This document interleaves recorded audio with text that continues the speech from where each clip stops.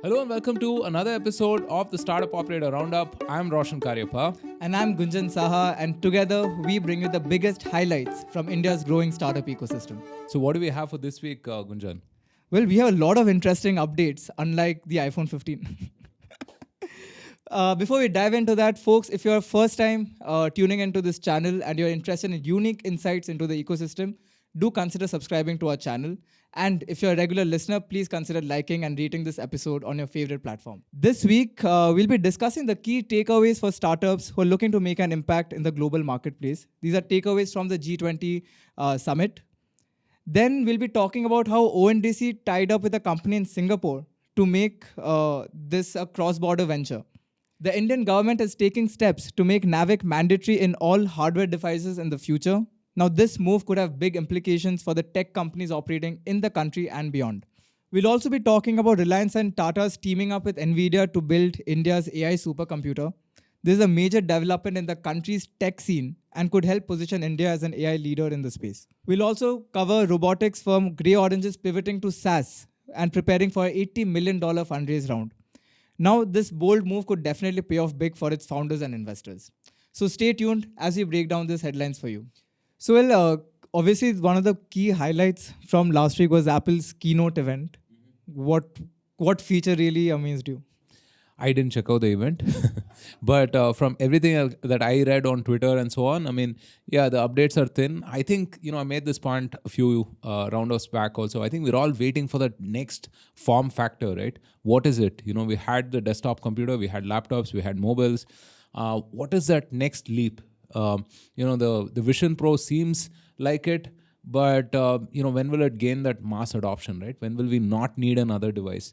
Until then, I think we'll have to sort of wait it out. But interesting updates for sure, I suppose. I want to give a shout out to Krishna Jagdish, who is developing some amazing apps very closely tied with the Apple ecosystem at Parjanya Creations. They have an app called Prayoga. Do check it out if you're an iPhone user. Right, it helps you do all of these yoga asanas in a very virtual reality kind of a mode. Right, so do check that out. I think the developer ecosystem might still be excited to sort of build on the future, right? Well, anyway, let's dive into some of the key takeaways from the recently concluded G20 Summit. The G20 discussions on crypto have definitely left the country hopeful. And as a blanket ban seems unlikely, these discussions are based on a synthesis paper which was jointly released by the International Monetary Fund and G20's Financial Stability Board. The Startup 20 Forum, in its recommendations, called for a global definitional framework for startups, as well as a policy framework to strengthen the startup ecosystems across the G20 nations. The New Delhi Declaration even acknowledged startups and MSMEs as natural drivers of growth. Then a startup bridge between India and Saudi Arabia was announced at the G20 Summit. Prince Fahd bin Mansour Al Saud of Saudi Arabia stated that Saudi Arabia wanted to keep the momentum of collaboration going while boosting entrepreneurship in both the nations. And with the Startup 20 working group, which was introduced by India under its presidency, will be continued in the future presidencies as well as part of the New Delhi Leaders Declaration. So definitely the G20 Summit has opened up a lot of exciting opportunities. Calling out startups and MSMEs as engines of growth definitely sends a positive signal amongst investors. So how do you think the aftermath of this summit is going to be for the country? See, we're living in a super globalized world. While people fear about nationalization, balkanization, closed borders and all of that stuff, right? Today, I think businesses have to think international and are tending to think international. So it's very important for governments to cooperate for cross-border trade and whatnot, right? It's the right approach also, I would say, with checks and balances. The Delhi Declaration was a roaring success, right? We had a consensus on plenty of things. The Ukraine war, for instance, right, which nobody expected. And I've said this the last roundup as well, that, we got this opportunity on a rotational basis, but I think India just picked that up and made it a huge success. So again, kudos to the organizing team. Hopefully I will talk to some of those folks in the next couple of weeks on the other podcast that I run, Bharat Varta. Do check out that if you're interested in policy and culture related to India, or Bharat, I should say. Right? But we're seeing a bit of a lull right now in the whole crypto space. right? Because all of that crazy price action in 2021 and the crash afterwards has kind of left only the serious contenders in the space, right? And I've said this often that I'm more excited about the crypto innovation, the blockchain innovation, rather than all of this nonsense about what asset prices could be, etc. Right? Bitcoin, Dogecoin, Ethereum, all of this stuff. On that note, Super Team DAO is shooting this documentary called Super Teens, where they profile 4 or 5 of these engineers who building fundamental crypto innovation. Do check out that. My friend Devaya is the director of that film, so do It's check gonna it be out. funny. Another plug. Yeah, but it's important that governments are kind of talking about crypto, right? Because it is a genie out of the bottle situation. There are going to be some kind of innovation on that front. Now, what do you do about it? And I think we need to sort of embrace innovation and not regulate it needlessly. I can see why governments are skeptical about it because of the tall promises that were made and because of some of the irresponsible statements that were made as well, right? That it'll make, let's say, for instance, the government obsolete in terms of money and it's the people's money and all that stuff, right? Governments have a monopoly on 2 things, right? Money and violence.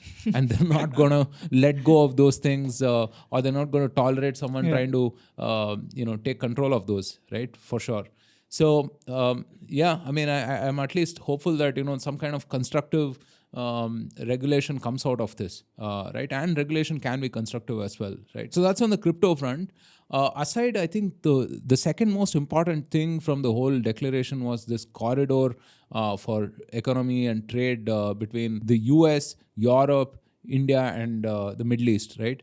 I think that is super useful, right? Builds a lot of trust and transparency between these countries and these regions. So we'll have rail, we'll have shipping, we'll have easier norms and so on. So that will facilitate a lot of startup action also. MBS and Modi ji are like best friends, right? I mean, they make for very good friends The on memes photo. that have been Yeah, the photos at least, right? So I'm not surprised that the Saudi government is working very closely with India, right? So all in all, I think all of this policy action really will spur innovation and will spur startup action. Yeah. Great. Up next, let's talk about ONDC going international. India's ONDC platform and Singapore's Proxterra got integrated to enable digital market access across borders for SMEs. Proxterra is a meta hub that connects B2B platforms and SMEs to explore trade opportunities. And now they're embracing digital transformation through the ONDC network. ONDC facilitates the reach of Indian products to global markets by providing product visibility, document exchange, and cross-border payments. SignCatch, Rapido, Beck.app, PlaceOrder.com, and Liquid Group are among the first participants to join the ONDC Proxterra linkage. The ONDC Proxterra linkage is the second in line after UPI Pay Now linkage between India and Singapore, and it is expected to trigger a global interoperable trade platform and connect national identity systems. Now, I think this is really great because even in the G20 Summit, Prime Minister Modi spoke about making up for the global trust deficit that we have. And right now, through technology, I think India is really paving a way as to how we can cover up that trust deficit. So I'd love to get your thoughts on this. It's very, very ambitious. I was saying this the last roundup that, for ONDC to be a success, the key players involved have to really take ownership and have to validate that network. So the more people that, actually join the network, the better. And I meant that domestically, but now we're talking about Singapore as well, right? So yeah, this is fantastic. I mean, I really hope that, SMEs in Surat or Coimbatore or wherever else are able to trade and are able to get their products and services out there to Singapore. And Singapore also has a huge expat population, right? I mean, we have fair number of remittance from that place also. So yeah, overall, very, very good. And I hope this is expanded further, right? We need more people building on this network and validating this network. So yeah, fantastic stuff. Before we move on to the next topic, folks, if you're enjoying the content we're discussing, please consider subscribing to this channel and liking the video so that the algorithm will recommend similar videos with these topics to you. Let's talk about a new policy change that might be coming up. The Indian government is considering making the navigation with Indian constellation or NavIC support mandatory for smartphones sold in India. NavIC is an independent navigation satellite system which is deployed by ISRO. Minister of State for Electronics and Information Technology, Rajiv Chandrasekhar, has said that all 5G phones will be required to support NavIC by January 1st, 2025. And the government is also planning to give incentives to manufacturers for using domestic chips that support NavIC. Now, this is quite a big move because firstly, this NavIC will give competition to like other international players like GLONASS and Baidu. It also presents a lot of opportunity for startups to create and innovate solutions around this technology since this is an indigenous system. But what other you think effects we can see from here? So let me ask a question. Who owns GPS or the global positioning system? Who do you think owns that? I think it would be the countries that launch the satellites. So the US owns the GPS or the global positioning system, and it's operated by the US Air Force, right? So it is not some utopian global sort of a global positioning system as it's called, right? I mean, it's a US owned technology that we use, right? And you might think on a daily basis, how does this even matter, right? My GPS works just fine. Cut back to about 1999, the Kargil war is on, and our soldiers need coordinates, right, to really figure out where the Pakistanis have infiltrated us and how we can sort of neutralize the threat. And the GPS was blocked, right? This led to a lot of difficulty for our troops. That is when we realized that we need to develop something indigenous.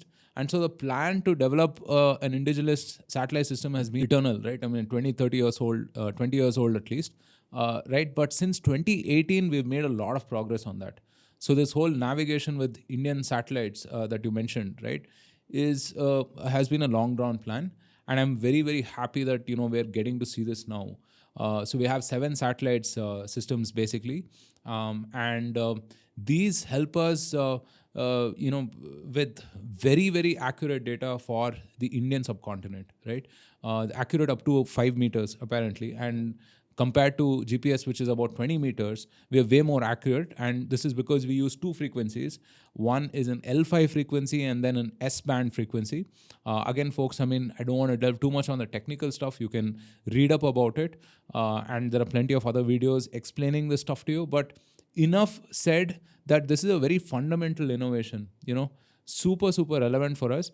The challenge is that earlier, I mean, the GPS phones, they're fine with L1 frequency, and now that since we are using L5, the phones definitely need an upgrade, right? The fundamental system has to upgrade, and which is what the government has said, right? They're trying to incentivize manufacturers to sort of accommodate that.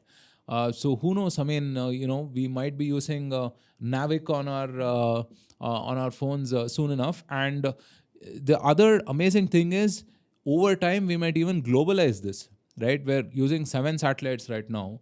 GPS uses about 31 satellites, and given all of the action on the space front that we've seen, we need to probably get around 20-25 satellites up there, right, for us to sort of globalize this innovation. And who knows? I mean, people in the US might be using NavIC, in the future, right? But this is terrific stuff. I mean, really, really amazed at the kind of work that we've done. And fundamental innovation is always exciting. Yeah. No, you're absolutely right, because the recent updates we have seen, especially from ISRO, right, and how the policies are falling into place to kind of give it a boost. This really fosters a sense of national pride as well as serves as a great example for self-sufficiency. Yeah. So, we always used to hear this, at least my generation, 20 years back, we used to always hear that, India, where are we building the IP? We're just a services nation and so on and so forth. And I kept saying to people that, look, we just have to wait, right? That is the classic innovation curve. First you trade, then you build, and then you globalize, and then you start producing IP, right? Yeah, I'm very excited that the future is going to be very different in that sense. All right. Yeah. Well, no roundup can be complete if we do not talk AI.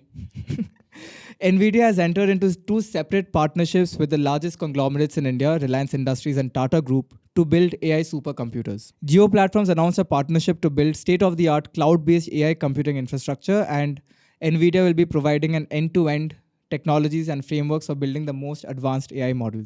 Now, this will greatly speed up a wide range of India's key initiatives and AI projects, including chatbots, drug discovery, climate research, and more. Tata Group is partnering with Nvidia on delivering computing infrastructure and platforms, along with building an AI supercomputer that will be powered by Nvidia's GH200 Grace Hopper superchip. Tata Communications and Nvidia will develop an AI cloud in India aimed at providing critical infrastructure that enables computing's next life cycle. TCS will be utilizing this, and they'll build capabilities and processes for generative AI applications. Now, this partnership is truly monumental because not only are these conglomerates in the enterprise behemoths in the country, but it will also give a boost to India's own narrative to position itself as an AI superpower.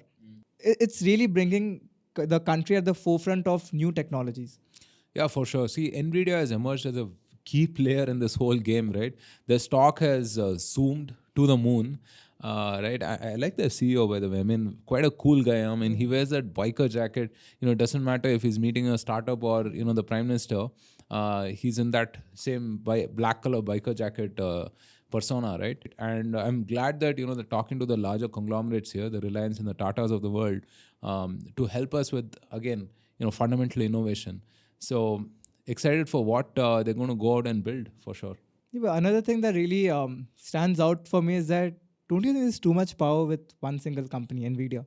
So that's what America has done with respect to AI regulation, right? They've just allowed some of these larger, companies to sort of consolidate and figure things out for themselves, right?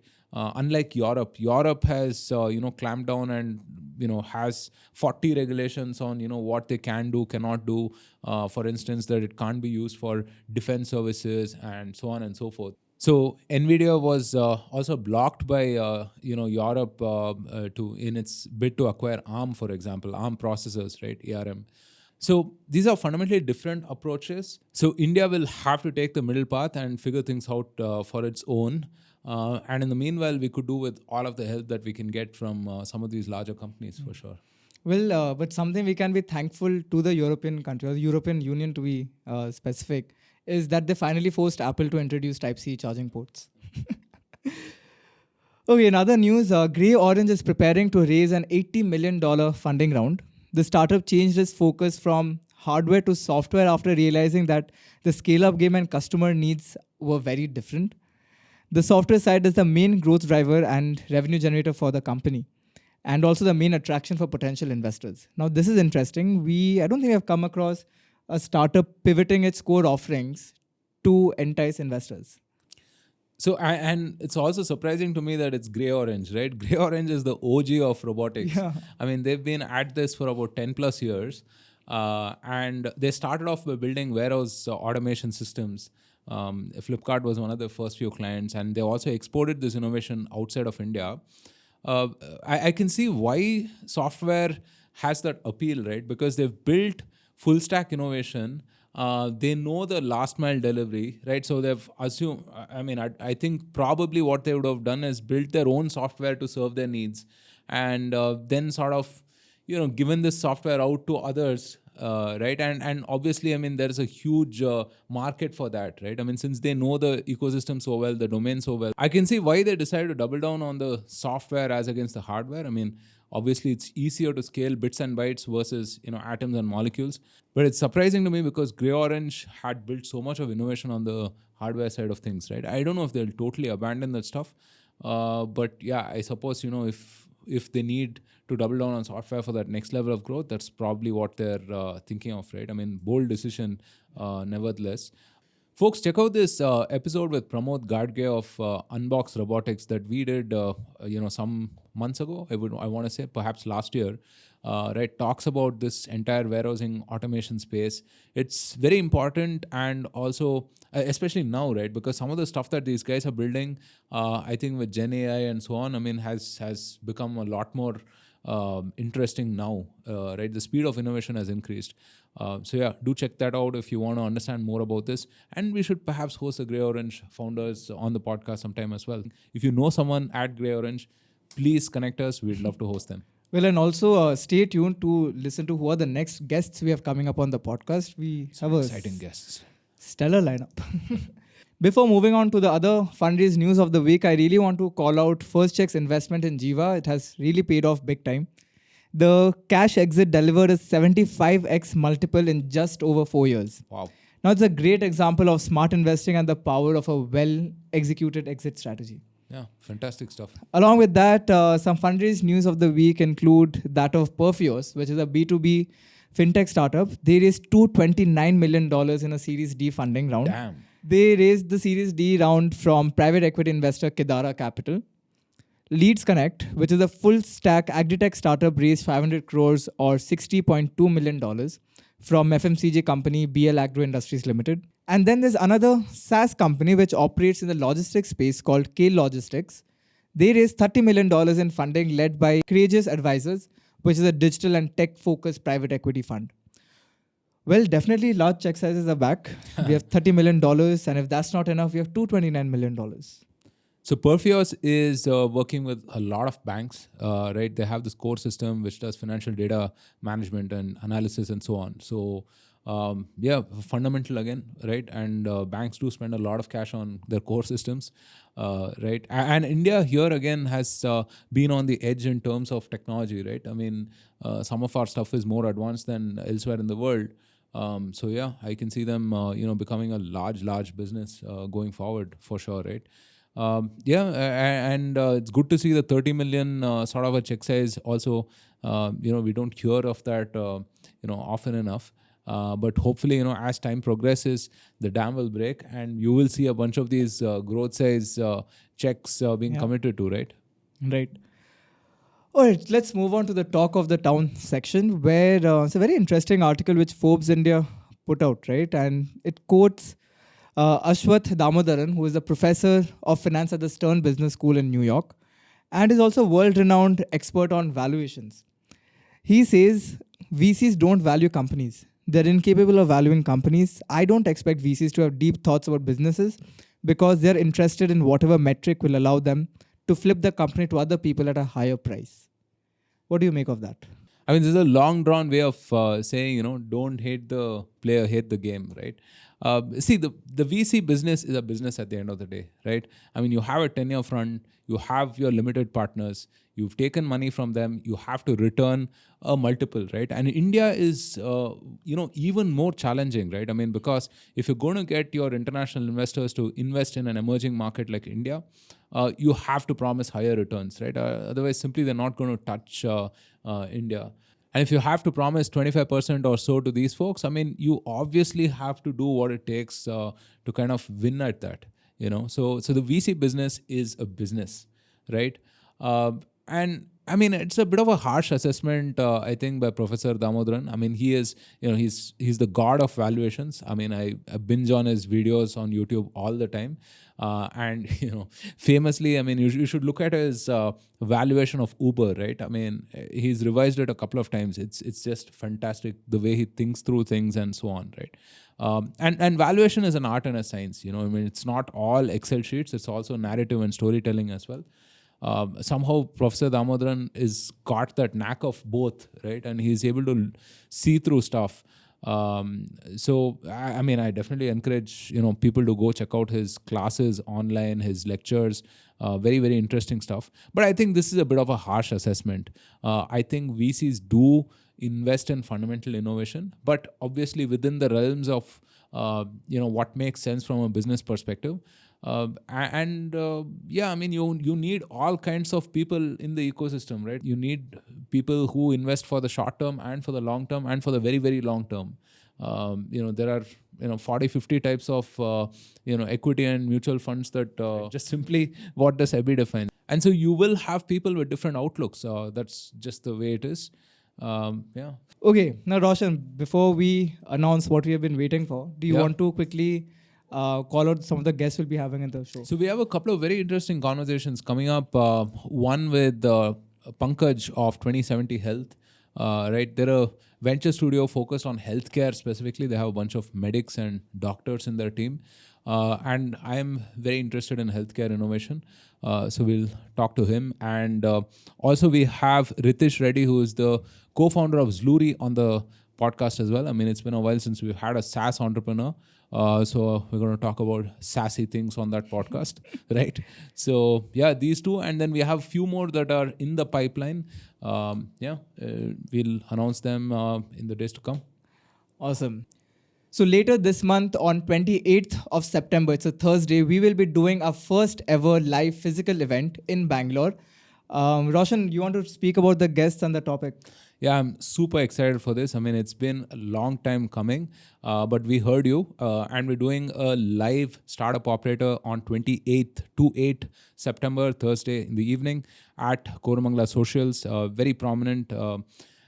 So the theme of that evening is do more with less. The market has turned. There's greater focus on building a business sustainably, greater focus on profitability and so on. So I'm going to have two entrepreneurs, Anubhav Jain of Rupify and Ajay of the House Monk, talk about their journey.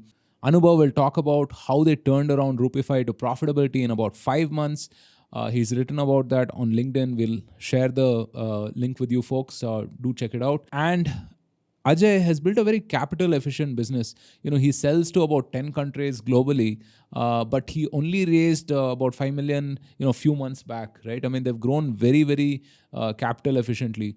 So these two folks know how to make the dollar travel a lot more, right? And if you're a founder or an operator, I think this is fantastic stuff. You get to listen to these folks tell you about how you can build sustainably, and of course, I mean, you get to meet the both of us and our producer Thiru live, right, in person, in flesh and blood. And we'll have tons of giveaways as well, t-shirts, books, swag, whatnot. So if you're interested, let us know. Gunjan, how should people register? Yeah, I mean, first of all, this is going to be a masterclass on building businesses sustainably, right? While the registration is still yet to go live, we'll be posting the link on our social media. The pre-registration is on. Now, folks, there's a limited capacity event, so do let us know if you're really, really interested in attending this. To know more about it, do follow us on our social media handles. On LinkedIn, we are the Startup Operator, and on Twitter or X, we are the @Operator Startup. We are also posting regular content and reels on Instagram. You can follow us as the Startup Operator. So that's it for the 126th episode of the Roundup. We hope you're enjoying the content. Do keep sending us your feedback. And we'll be back again with exciting updates next week. Take care. See you guys, and see you live on 28th.